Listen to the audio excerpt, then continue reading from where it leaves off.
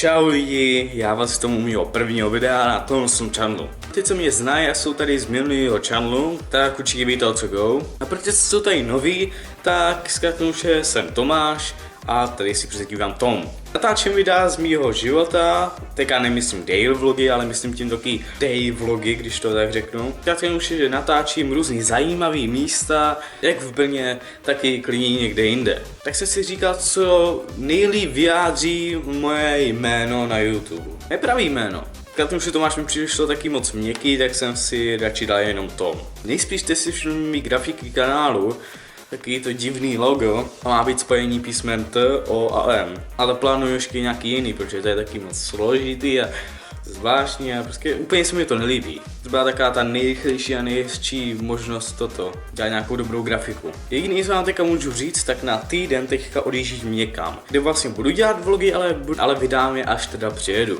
Vlogy budou buď od září, nebo možná i dřív, ale na to bych se nespolíhal, spíš od září, možná.